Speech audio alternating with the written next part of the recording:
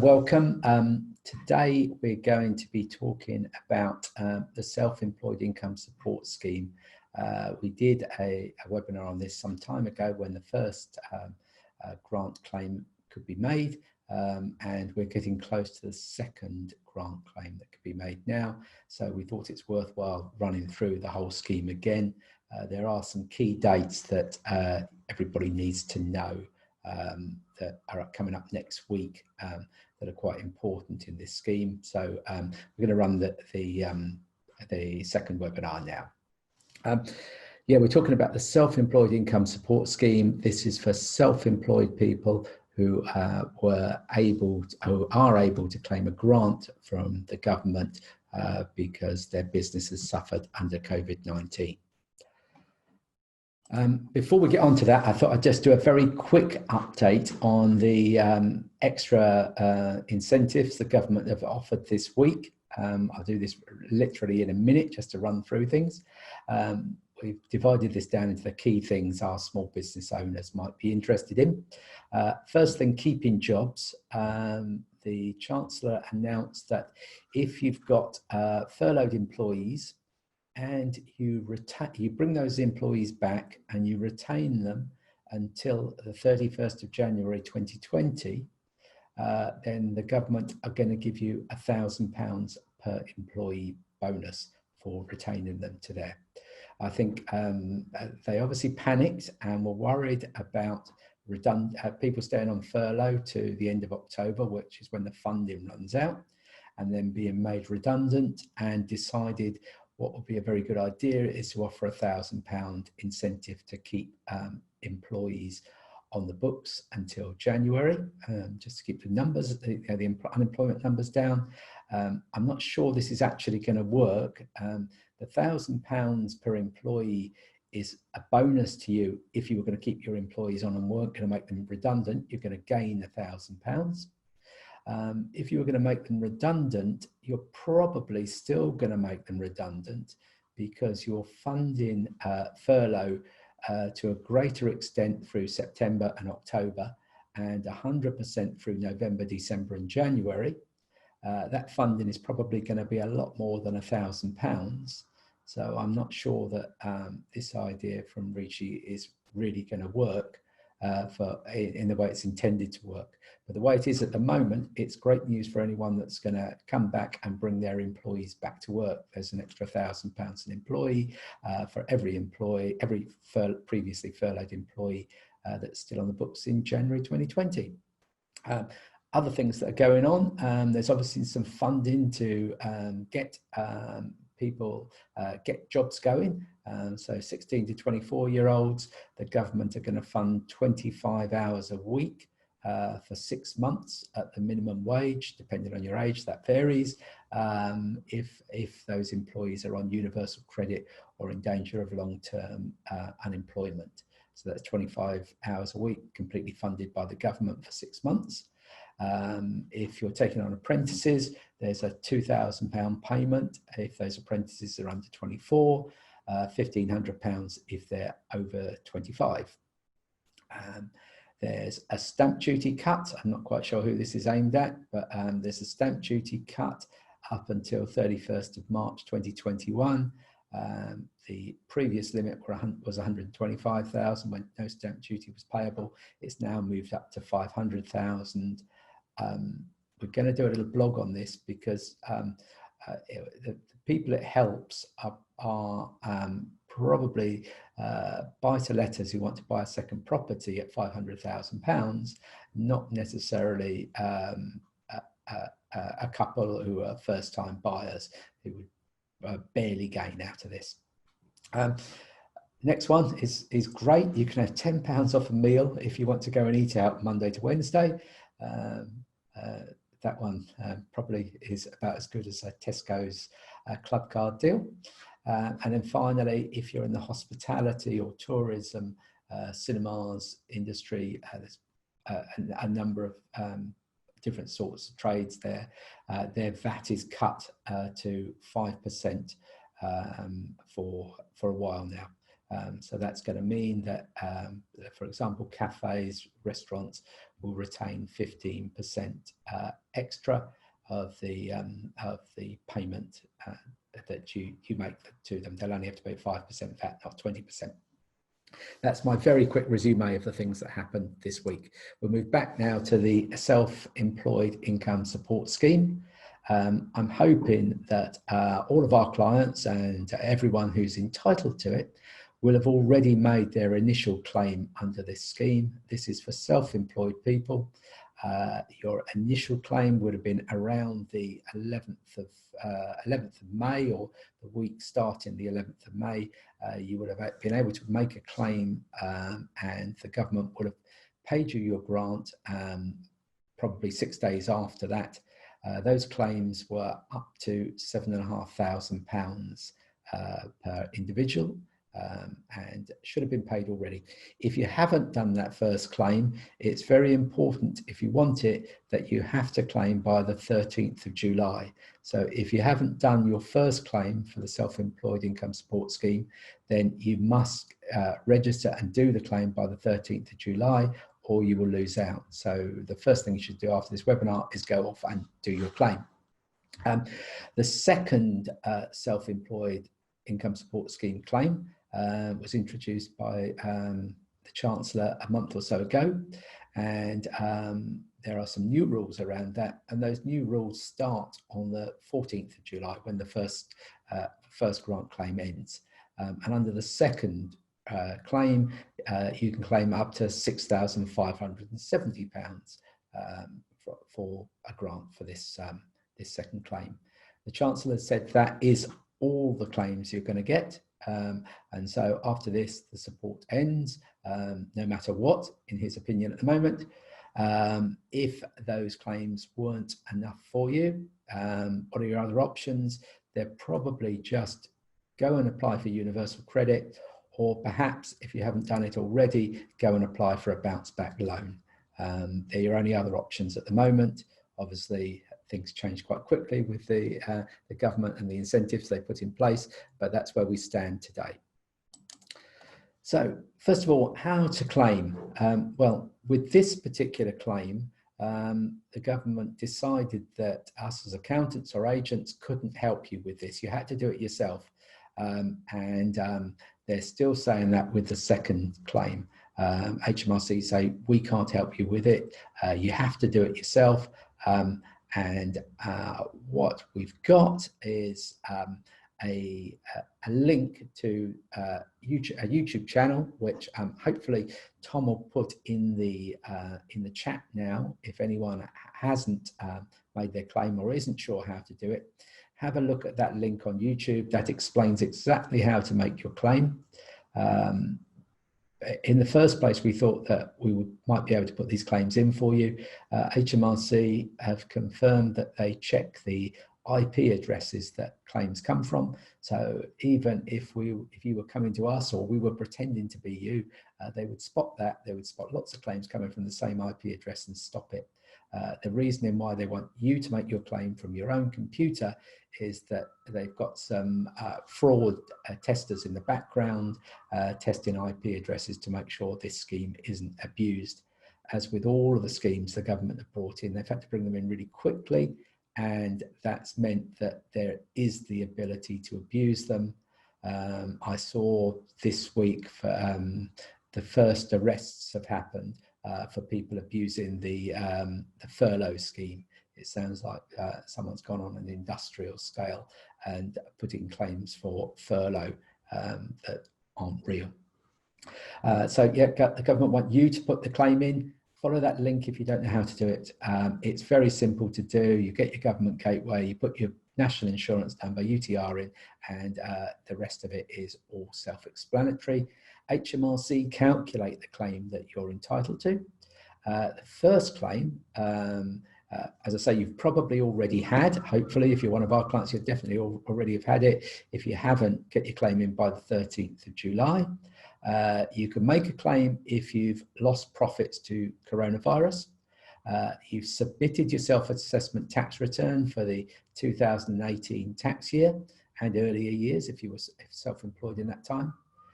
You're trading in the tax year 2019-20. You would be trading when you apply, or you are trading when you apply, or you would be if, apart from coronavirus, and you intend to continue trading into the 2021 tax year. There's a few people that don't get this claim. If your profits are more than 50,000 for either 2018-19 or the average of the last 3 years, then you're not entitled to the claim. And if your trading profits, your profits from self-employment are more than, you'll only get it if your trading profits are more than half of your total income for 2018-19 or the average of the last 3 years. So there's a few people that miss out on this claim. I'll run through those.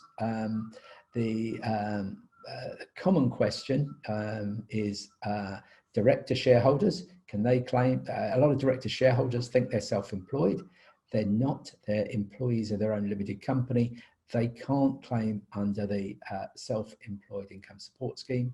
And a question we get asked, do we have to include dividends from your own company when claiming? Well, the answer is no, you don't, because you can't claim in the first place if you're a director shareholder. Who else misses out? Anyone who started their self-employed business after the 6th of April 2019, there's nothing whatsoever for you. Very unfair. If you feel that's unfair, go and join one of the campaigning groups that says this is really unfair. Forgotten Limited, if you do hashtag Forgotten Limited, I was speaking to that group yesterday, and they're fighting for director shareholders getting their fair share for compensation for COVID-19, people who started their self-employed business after the 6th of April. The other people who miss out are people who earn more than £50,000 a year through their self-employment. This is quite odd. If you earned £49,999 a year from your self-employment, you would have got a grant of £7,500, and you'd now be able to apply for another grant of £6,570. If you earned £50,001, you can't have the first grant and you can't have the second one. That seems highly unfair when your income is £2 different, but that's the way it is. Other people who thought they should get it but don't, buy-to-letters,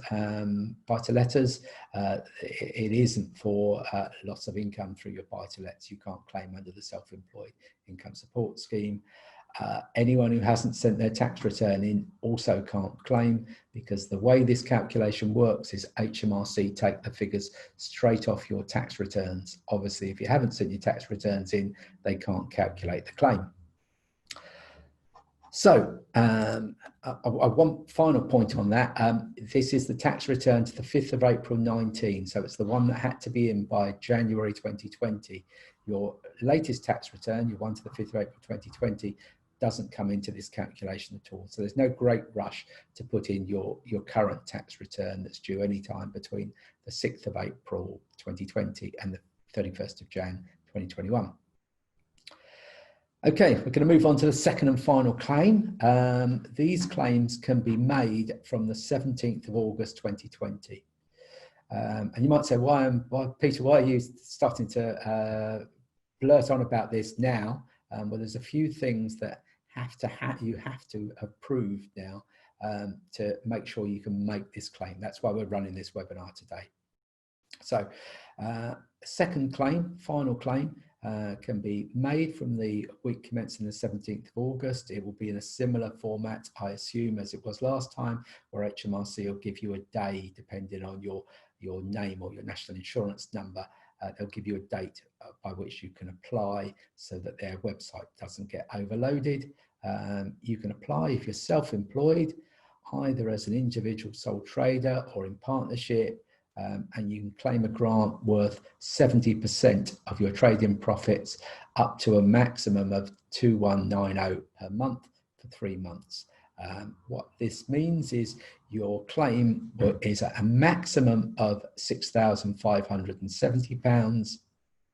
And if you wanted to know now how much it would be, if you know your first self-employed income support scheme claim, If you take 7/8 of that, that will be your second claim. So if you've got £7,500 on your first claim, you'll get 7/8 of that, 6,570 on your second claim.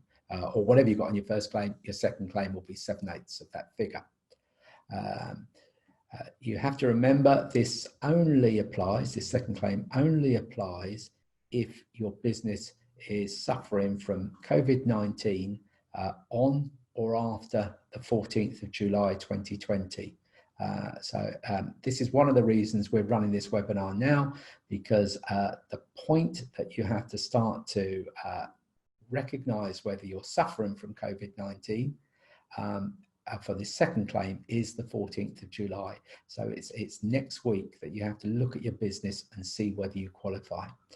And why I'm getting very worked up about this is that when the first claims went in, it appeared that everyone qualified for the self-employed income support scheme. It simply said, have you suffered from COVID-19? Well, back in May, when the first claims went in, we were all in lockdown and everyone appeared to be suffering. Our HMRC, as they've updated the guidance, have added some words to the guidance. Those words are adversely affected. So they're saying, has your business been adversely affected by COVID-19? If so, you can't claim. Now, very unfortunately and very unfairly, they added these words to the guidance after you made your first claim. So we now need to go back and look at the way HMRC are now thinking and just make sure you are okay for your first and your second claims. I'm just going to run through the key dates, although I've told you this already. First claim has got to be done by the 13th of July, so next week, beginning of next week. And that first claim, you can make 80% of your average trading profits up to a maximum of £7,500. If you haven't done it already, do it now. Second claim, starting to claim 17th of August 2020.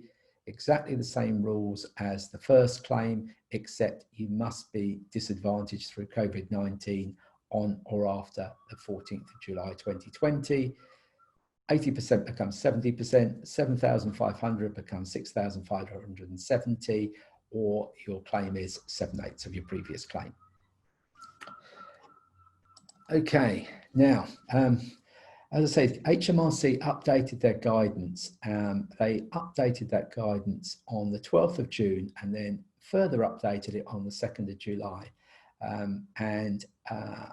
In both of those updates, they started to talk about adversely affected. And what we think is happening here is the scheme was brought in and it was intended to help people who were suffering from COVID-19. HMRC now think that some people may not have suffered through lockdown. And so they're trying to change the guidance and change the claims to only make it applicable that you can claim if you're adversely affected. So they are, through their own means, decided to update the guidance. As I say, the first guidance happened a month after you made the first claim, so it was very difficult for you to understand how HMRC were thinking. And then they've done a further update to that on the 2nd of July. And I'm going to run through their scenarios with you and then tell you how we feel about it. I run through, they've now got 6 scenarios as to whether you could make this claim or not. None of these scenarios were available when you made the first claim. They are available when you make the second claim. So we've got to be aware of them when you put your claim in on the 17th of August. Scenario 1 is a builder working on a very small building site and was still able to go to work throughout the pandemic, as strangely HMRC think all builders are ladies, as she was able to work within social distancing rules. On HMRC's guidance now, is she able to claim the first grant? No. Is she able to claim the second grant? No. And the reason is that her trading business was not adversely affected by coronavirus. So she's not able to claim either grant. Now, when we went back to May, when you put in your claims, and we were thinking then you're all in lockdown, it seems highly unlikely that anyone was not adversely affected by COVID-19. But HMRC seemed to think that some builders could carry on working exactly the same as they were over before that and afterwards and not be affected at all. So they've got a scenario that a builder can keep working throughout the whole of COVID-19 and are not entitled to either the first grant or the second grant. Their scenario 2 says a builder was unable to find work from March to September 2020 because of the government's restrictions on building sites and the economic impact, and then she has been able to work after that. So we've lost a bit of the type there. So she wasn't able to work all the way through from March to September. They're saying, yes, of course she can claim the first grant because she couldn't work. And yes, she can claim the second grant. Their reasons are that the builder's trade was adversely affected by coronavirus on before and on or after 14th of July 2020. So she can make both claims. So as you see in these scenarios, HMRC are now saying for the first claim, you've got to have been affected before the 14th of July. For the second claim, you've got to be affected on the 14th of July or afterwards to be able to claim that. That's what they're trying to indicate through their guidance. Third scenario, and it gets a little bit more complicated. They make them very, very simple, but this one gets a little bit more complicated. A builder works on short-term contracts on different building sites. She only had half the work she would normally have in April and May because some of the sites were closed. She was able to work as normal from June because the building sites reopened. And they're saying there she could make the first grant claim because she couldn't work fully. But she can't make the second grant claim because she is working normally. That's what they're saying there. So in her case, she would not be able to apply for the second grant. And the reason is the business was adversely affected by coronavirus before the 14th of July. So she can make the first grant, but she was not adversely affected by coronavirus after the 14th of July. So she can't claim the second grant. Obviously, HMRC make this incredibly simple. In their eyes, you're either working or you're not. It's obviously not quite like that. But in their eyes, you couldn't make a claim if you were scenario 3, you couldn't make a claim for the second grant. Scenario 4, and as I say, they keep building on these scenarios. So a builder was able to work as normal from February to August because she was working on small house extensions, which are completely outdoors. However, she caught coronavirus in August 2020, or she knows she's going to catch coronavirus in August 2020, meaning she was unable to work for 6 weeks while she recovered. Could she make the first grant claim? No. Could she make the second grant claim? Yes. The reason she couldn't make the first grant claim is she wasn't adversely affected before 14th of July. The reason she could make the second grant claim is that she was adversely affected by coronavirus in August 2020 after the 14th of July, so she could make a claim for this second grant. That particular builder probably felt she was adversely affected in the first place. It seems highly unlikely there would be a builder that wasn't, and probably had made the first claim already before these scenarios came out. Scenario 5, which is the only one that isn't a builder. This is a shop owner, closed his shop. All shop owners are men. Sorry, Kim. All shop owners are men, according to HMRC. Closed his shop from March 2020 to the 14th of June 2020. He reopened his shop on the 15th of June 2020, but the number of customers he could serve was lower because of social distancing rules. He also had increased costs due to buying protective equipment. Could he make a claim for the first grant? Yes. Could he make a claim for the second grant? Yes. The reasons are, as the shop was closed, his business was adversely affected by coronavirus before the 14th of July 2020, so he was eligible to claim the first grant. His business was also adversely affected after the 14th of July 2020 because the number of customers was significantly lower and the increased cost for protective equipment. He was also eligible to claim, and because of the increased cost of eligible equipment, he's also able to claim the second grant. So in this case, HMRC say, yes, if your business is reduced because of COVID, then you can claim. If you've got to incur extra costs, you can claim.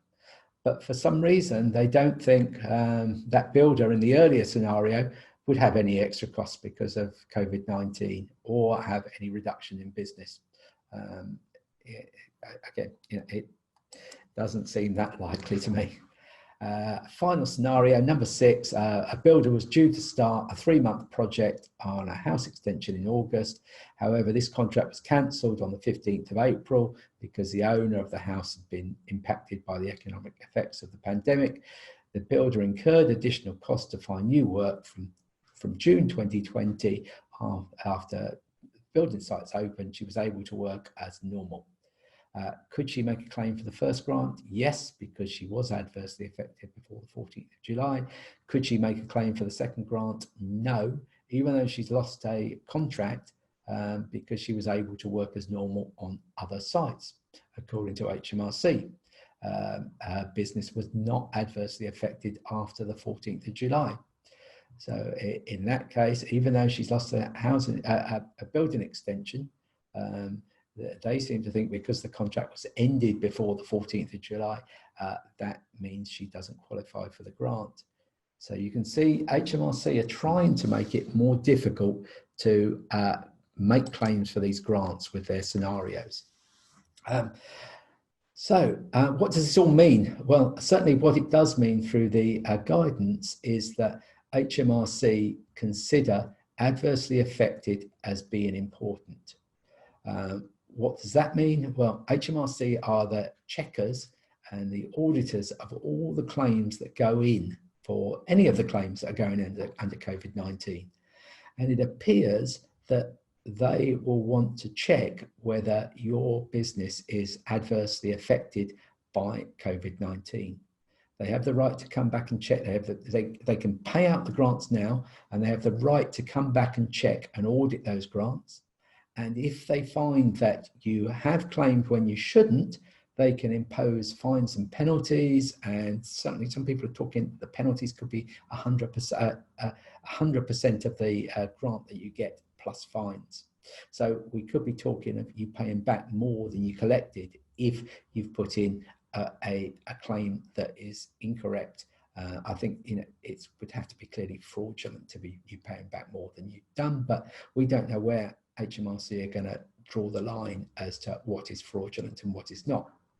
They're going to be charged with collecting tax in the future, and there's an awful lot of tax to be collected. I think what we're gleaning from this is if you do a self-employed income support scheme grant claim, then keep some records to show you're adversely affected. You might need them in a couple of years' time. What would you want to keep? Well, you might want to keep contracts. You might want to keep emails from customers saying that you're not able to work. You might want photos of closed down building sites or areas which show that your business is affected. HMRC's scenarios seem incredibly simple. It seems to me that it's almost impossible for your business not to have been adversely affected back in May when you first made the first claim, because we were all in lockdown. There seem to be lots of ways that you were adversely affected, but clearly HMRC thinks some businesses were not at that stage. So you need evidence, and you need to get that evidence now, because if they come back and ask you about this in 2 or 3 years' time, and you're trying to recreate that evidence and try and remember what was going on, it might be a bit more difficult. And obviously that might mean there will be a difference between you repaying these grants and not repaying the grants. So a little bit of time and effort thinking about how you were adversely affected when you made the first claim and how you are going to be adversely affected when you make the second claim.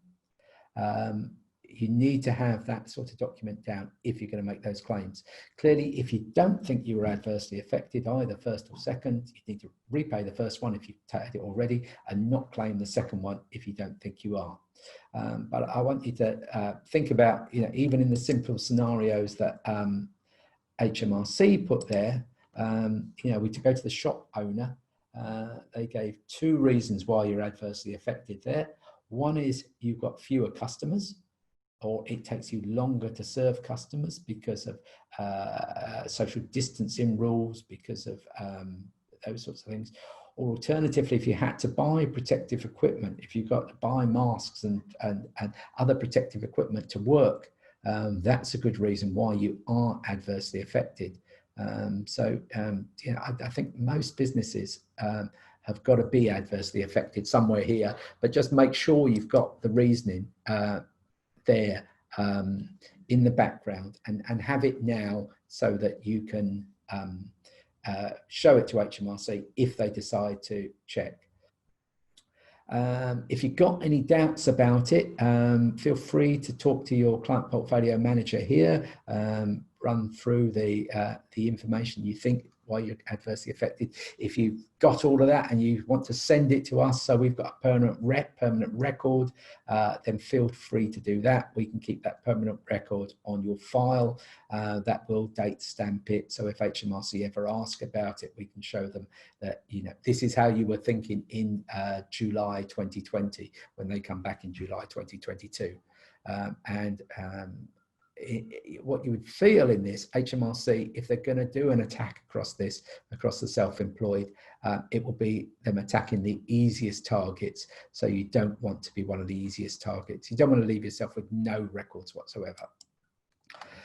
Okay, usual thing, this is a presentation prepared by us. This is our thoughts today, 10th of July. The government may amend the rules on an ongoing basis, as they have done with the guidance, or HMRC may amend the guidance, and keep checking back with us for further updates, or have a look at our COVID-19 webpage on our website.